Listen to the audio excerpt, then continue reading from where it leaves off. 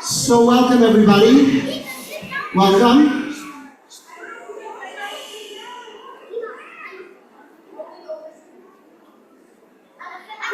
Welcome. I want to call Rabbi Elliot Temperman up to the Bima also.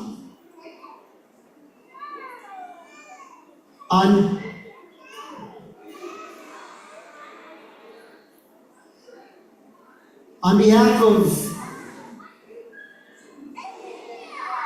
of Temple Ner Tamid and B'nai Keshet, we want to welcome everybody tonight, and also thank Bring Them Home Montclair and the Federation. The four of us put tonight together. So let's give a hand for all their co-sponsors.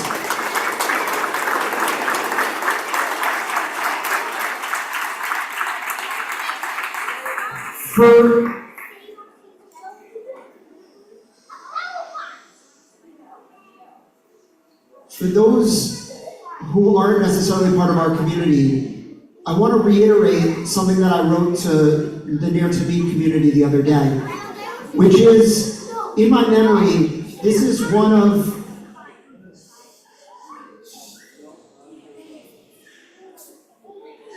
the more complicated Yom HaAtzmaut that I can ever remember. But one of the ways that we deal with these complicated feelings that come up, right? The question about how do you celebrate in the midst of a war, just like the one that we've experienced and are experiencing, is by bifurcating feelings, right? There's a lot to celebrate. Israel is turning 76 years old. Israel's existence is a miracle. And by the way, it's a statement to say that we can celebrate and love Israel while many people are marching against Israel. And at the same time, it's true that we need to take those complicated feelings that we're having right now, watching a war unfold, and we do need to process them. So last night, as Israelis have been doing since the dawn of Israel, we dealt with those difficult emotions at Yom HaZikaron. And tonight is a chance to bifurcate and to feel the real joy that one is allowed to feel in the face of what's going on, because it is something to celebrate that Israel is around. It is something to celebrate that Israel is alive and living and vibrant. It is something to celebrate that even though October 7th was the most horrible thing we could imagine, somehow the Israeli community and the American community have come together in a way that I have never seen in this area. And so,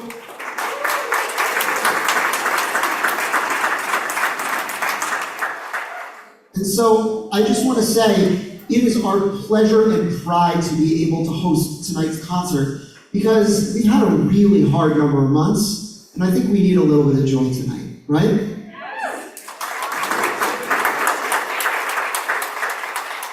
So, thank you. It is such a powerful thing that really, and I want to just note, I believe Shomrei Emunah is also a sign-on to tonight. Oh, they're supporting it. But the bottom line is that the 3 synagogues in town, with very minor exceptions, are doing a lot collaboratively this year in ways that we never have. Recently, I was speaking to my own congregation about what it feels like in a moment when we are experiencing anti-Semitism that has not been the norm in recent years. And I commented that the opposite of anti-Semitism is not anti-Semitism, right? We can get really up in a froth about how much we're against anti-Semitism, but that is not actually what we care about. What we are is pro-Jewish. And the way we express anti-Semitism is by loving other Jews. And I noted in that conversation to some of my congregants, I said, some of you may be thinking, but Rabbi Elliot, you don't know how much I dislike some Jews. And what I said is, the thing is that we don't have to always like each other, we don't always have to agree with each other, but when we can hold community with love despite those disagreements, that's how we know we have each other's back. That's how we know that we are united and can face whatever the world brings against us, and that we can be a force for positive change together. And I think that that has a lot to do with Yom Ha'atzmaut because we get to choose the Zionism we love. We get to choose the Judaism we love, and we get to choose all of the best parts and all of the things that make us celebrate about Israel and celebrate that as a community. And if that's not exactly the same for each and every one of us, that's okay, as long as we remember that we're all connected. And so I'm just delighted that we can be celebrating tonight. I've been having so much fun chatting with both B'nai Keshet members and other members of the community, and that's wonderful. So we're going to hear a presentation for a few moments about Kibbutz Nachal Oz, which we've really been raising money for over the course of tonight, so that we can understand why it is that we're really opening our arms, our hands, our hearts, but also our pocketbooks to make sure that this community can get the funds that it needs to rebuild. Now, I'm going to call in a moment Sagiv Ashkenazi up to do that, but a few other thank yous. Shiri Ronan, Meni Vatkin, Itai Tinor, Justin Baez, Lori Shafano, and Limor Raymer have all been the core team who planned tonight. So thank you for them. And without further ado, Sagiv.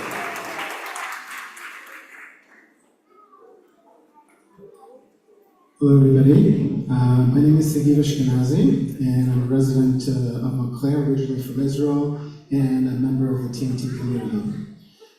Thank you Ner Tamid for hosting this wonderful event in partnership with B'nai Keshet, the Jewish Federation, and Bring Them Home Now Montclair. And just adding to the thanks, one more person, which would be Jeffrey Borshoff, for also helping to make this event happen. And I'm here tonight to thank you for joining the event, which will raise crucially needed funds to aid Kibbutz Nachal Oz, a community decimated on October 7th. A small group of people from the Montclair area decided to form the American Friends of Kibbutz Nachal Oz to do what we can to support them in their efforts for recovery and rebuilding. I'm a clinical psychologist by trade with years of experience of working with survivors of trauma, including veterans of war in Israel and in the United States, and more recently, individuals who were directly impacted by October 7th. Over the years, I've heard countless of horrific stories, but none like the horrors of October 7th. Now, we have a lot of children in the room today, so I'm not going to get into the specifics of that. And by now we all know what happened on that very, very dark day. I want to take a few minutes to give you a window into the current lives of the people of Nachal Oz and the aftermath of October 7th. Back in February, Shiri Ronen and I visited Mishmar Emek, which is a beautiful kibbutz in northern part of Israel that's been graciously hosting Nachal Oz. When we arrived, we met Yael, a long-standing Nachal Oz resident and the interim spokesperson. Yael guided us through their living quarters and the cafeteria, just to give us a sense of how they're living, what it's like to be away from home after such a tragedy. The private apartments, it's important to know there are more than 300 members of Nachal Oz who are currently in Mishmar Emek. The private apartments were given to members of the kibbutz who were most heavily impacted, and most everybody else is residing in dormitory housing, what you would imagine just dormitory housing. Up until a week ago, Yael and her family shared a single room in one of the dormitories. For 7 months, she, her husband, 2 teenage children lived in shared this small space, 4 beds, a little shower, kitchen, like a sink, no kitchen, no coffee maker, no proper storage, and definitely no privacy. Imagine just so many in one little room. No privacy to mourn, to grieve, and to process everything that's happened and continues to unfold. Thankfully, Yael and some community members have just recently moved to these mobile homes, and more to follow. So we hope that will afford them the kind of privacy that they need. In the cafeteria, we met 2 other members of the kibbutz, Naaman and Karolina, and all 3 of them shared difficult stories and parts of stories about October 7th and its aftermath. They shared about their anguish, about their disillusionment with the government in the wake of its failure to protect them on October 7th, and the limited government support in the time since then. We could really sense their strength, their perseverance, and their resilience, but it was really evident that they were broken and bearing a deep sense of uncertainty about what the future will hold. I want to share with you Naama's story. Naama, her wife, Karin, and their baby Yonatan, just an infant, were trapped in a shelter room for 18 hours on October 7th, before being rescued by the military while the kibbutz was still under attack. Again, I won't share the details of what had happened there, but I can tell you it was horrific and it was traumatizing. Now they're in Mishmar Emek. They share a small room with her wife's parents. Again, very little privacy and no space to process and to work through when the inevitable darkness intrudes. And it can get very dark, as you might imagine. Everywhere you look, there are reminders of loss, faces of grieving friends who lost loved ones, the loneliness that comes with feeling unsupported by government agencies, fear of waiting support for those who are still in Gaza, and just this sense and signs that people are going back to their lives and they're left kind of stuck behind. So the emotional toll is just unbearable. As a part of a local initiative, Naama and 3 other women friends from the kibbutz were given 4 sessions of equine assisted therapy that Naama described as life-saving for her. Just a place that she could, in a space that she could process her trauma and connect with other women that had a shared experience. Needless to say, there's no additional funding for that, so she had to hustle and figure out a way to get those funds so that she could have those services when she was successful. We talked a lot about therapy. Both in the short and long term, they will need financial support to allow for their healing to take place. In addition to various forms of therapy, Carolina, who is the welfare director of the kibbutz, also spoke about the need for different activities to support the community, to help them recover, to be able to get together in a space. It's so hard to be away from home in the wake of such a tragedy. And you need a sense of community. And so having some events and places for them to get together and be able to process together, not necessarily formal therapy. There's still a lot of questions about what financial support the kibbutz will receive over the coming months and years, and they will need a lot of help with their recovery. But if we gauge the future based on what's happened so far, it's pretty clear that government support is not going to suffice. And we and others like us here have an opportunity to make a real difference in these people's lives.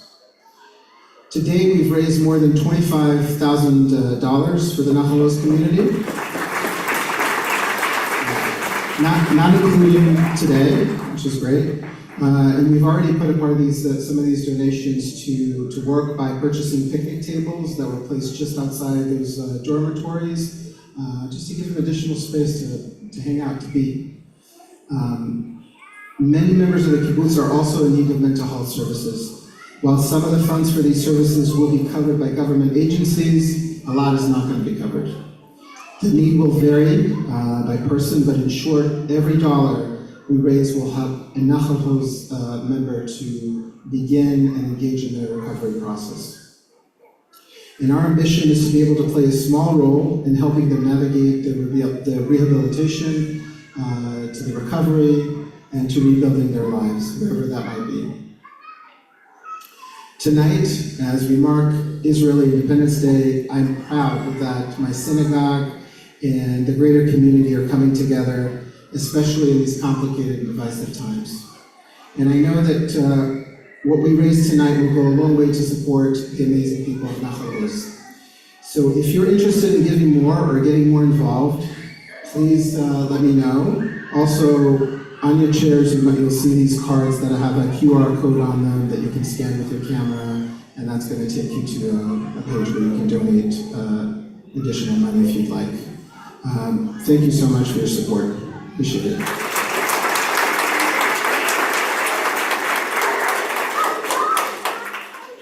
So I'm going to invite Zion 80 up to the front, and as they're getting set up,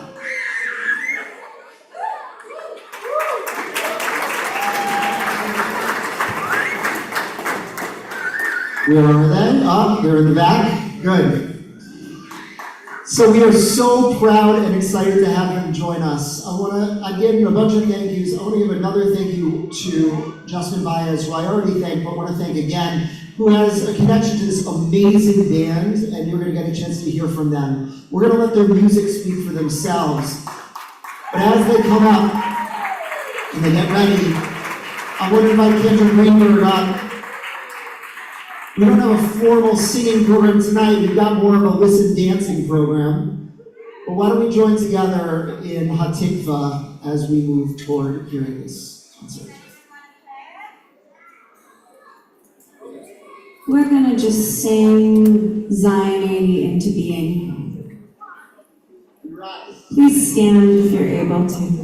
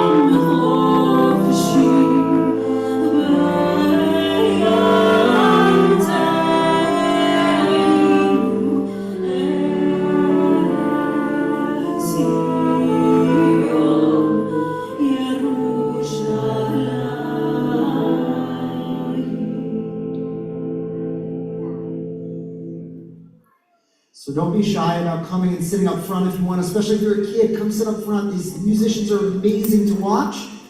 Without further ado, put your hands together for Zion 80.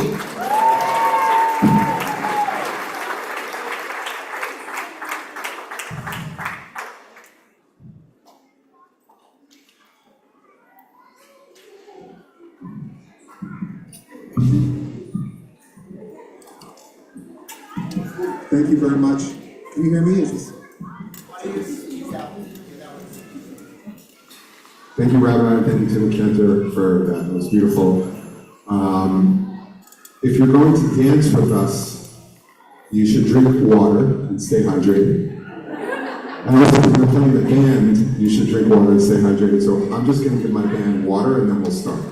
But please feel free, with these brave dancers that we have up here, feel free to join them. Thank you. We'll get started one.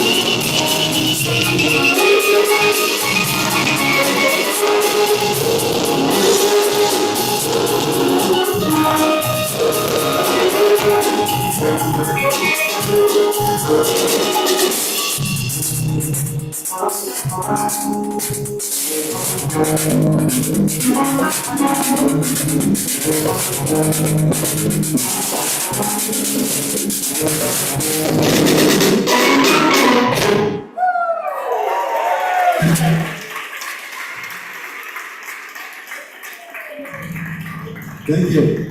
And thank you to all the dancers up front. Anybody else, feel free to join. We're not, okay, either way, we're just listening. I want to thank everybody here. Justin called and asked if we would like to do this just in bias, and we said yes. I'm very glad we did. It's, you know, I don't know what to say. We're very glad to be here. I kind of words fail me in situations like this, but thank you. Thank you for having us here. I would like to go through very quickly. Joseph Miller on various wind instruments, musical saxophone, alto saxophone, and hopefully, Zach Mayer on baritone saxophone. Then I'm going to go on tenor saxophone. Frank Rubin on trumpet. And Keith Yanni Marcel. On bass, Yoshi Slipper. On percussion, Marlon Sobel. On drums, Yuval Lou. I'm Helena for Zainini. Thank you again for making it fun. Thank you.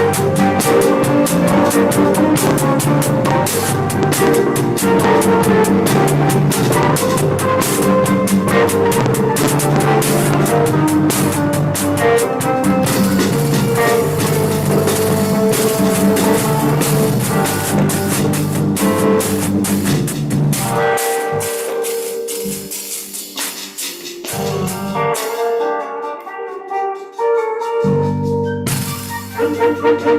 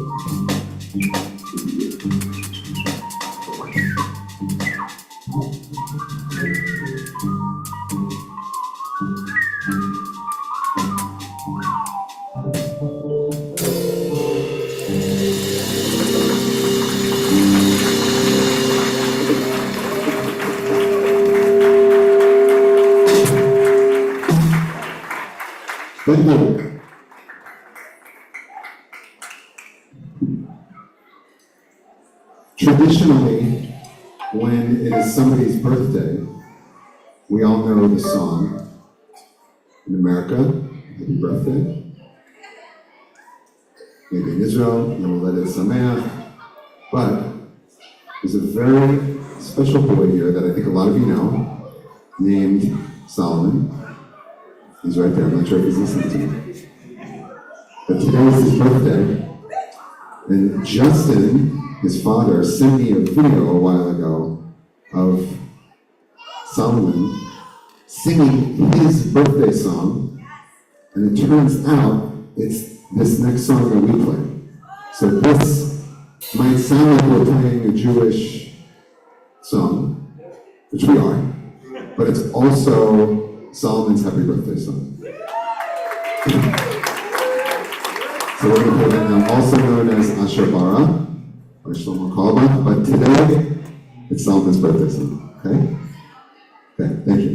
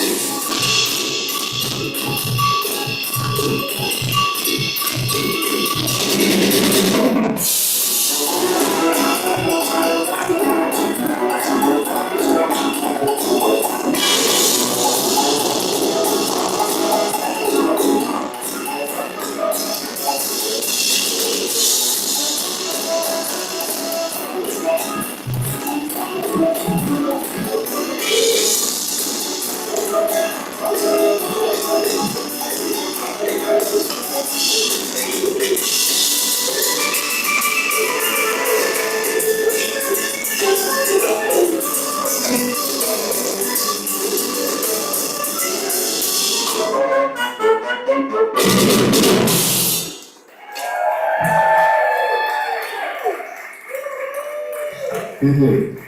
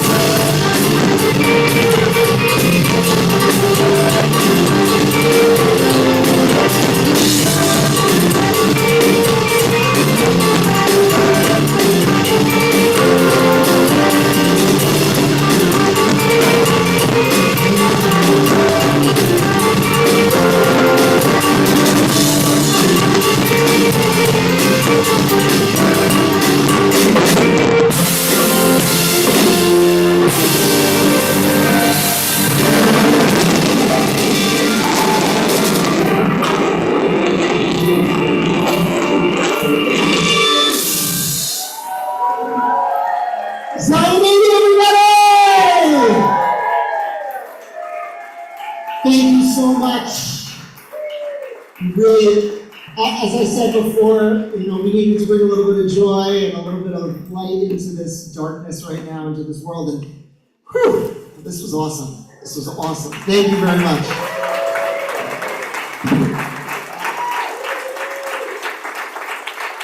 Thank you so much.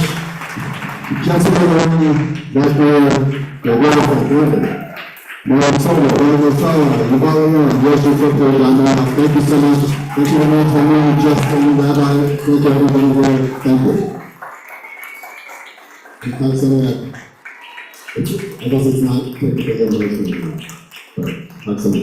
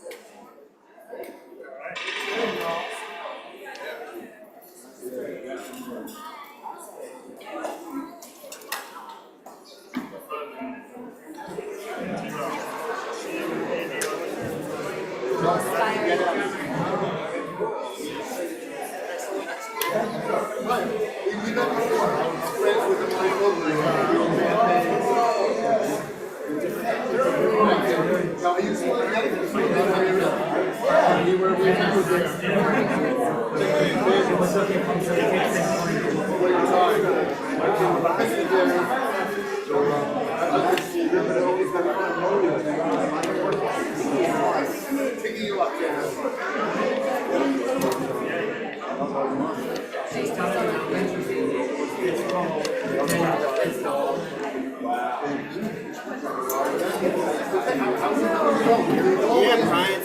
Look, it was always that was great.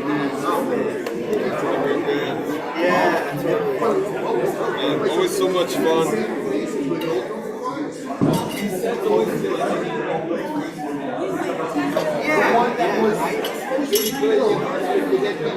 Yeah,